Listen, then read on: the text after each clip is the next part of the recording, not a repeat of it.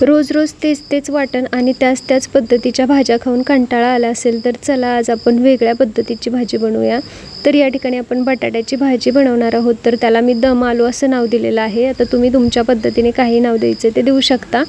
तर बघा त्यासाठी या ठिकाणी मी दही घेतलेलं आहे, 1 वाटी दही घेतलेलं आहे। तर त्याच्यामध्ये चवीनुसार मीठ घातलेलं आहे, चवीनुसार तिखट घालायचं आहे, त्याचबरोबर गरम मसाला घातलेला आहे, हळद घातलेली आहे अर्धा चमचा, त्याचबरोबर काळं तिखट घातलेलं आहे जे घरचं आपल्या असतं रेग्युलर वापरातलं ते, आणि या ठिकाणी मी 2 चमचे बेसन घेतलेलं आहे, बेसन पीठ।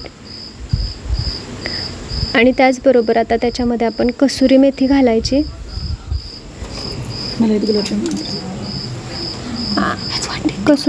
कसुरी मेथी घालायची आहे आणि ते व्यवस्थित आपल्याला मिक्स करून घ्यायचं आहे। थोडं पाण्याचा वापर करायचा आहे आणि ते छान आपल्याला व्यवस्थित मिक्स करून एक साईडला ठेवून द्यायचं आहे। आता हे आपलं छान व्यवस्थित होतंय तोपर्यंत आपण या ठिकाणी उभा कांदा या ठिकाणी मी कट करून घेतलेला आहे आणि तेलामध्ये मी या ठिकाणी लाल मिरच्या, तमालपत्र घातलेलं आहे, त्याची फोडणी दिलेली होती। त्याचबरोबर कांदा उभा चिरून घातलेला आहे आणि 4-5 लसणाच्या पाकळ्या या ठिकाणी मी टेचून घातलेल्या आहेत। या ठिकाणी मी कसलंही एक्स्ट्राचं वाटण तयार केलेलं नाही, जेवढं साहित्य तुम्हाला दिसतंय तेवढंच साहित्य मी वापरलेलं आहे।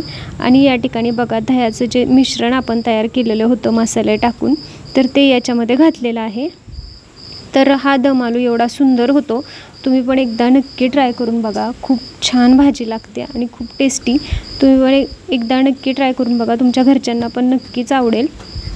तर बघा आता हे छान व्यवस्थित आपल्याला परतून घ्यायचं आहे। तर या ठिकाणी बघा 3-4 जे बटाटे आहेत, आलू, ते मी छान शिजवून घेतलेले आहेत व्यवस्थित आणि ते अशा पद्धतीने कट करून घेतलेले आहेत। आता ते पण आपण याच्यामध्ये घालायचे आहेत आणि छान एक 10 मिनटं आपल्याला ही भाजी अशी शिजू द्यायची आहे। तर ही भाजी एवढी छान होते आणि त्याच्यामध्ये अर्धा चमचा अगदी फक्त त्याच्यामध्ये मी साखर घातलेली आहे। साखर ऑप्शनल आहे, तुम्हाला आवडत असेल तर घाला, पण साखरेमुळे टेस्ट खूप छान येते।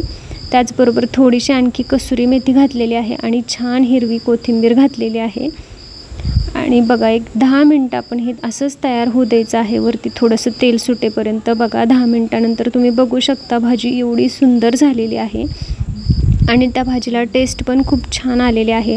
आता तुम्हाला पण जर रोज त्याच भाज्या खायचा कंटाळा आला असेल तर नक्की ह्या पद्धतीची भाजी, अगदी सोपी रेसिपी आहे, नक्की ट्राय करून बघा। तर तुम्हाला पण ही रेसिपी कशी वाटली मला नक्की कमेंट करून सांगा। Thank you for watching.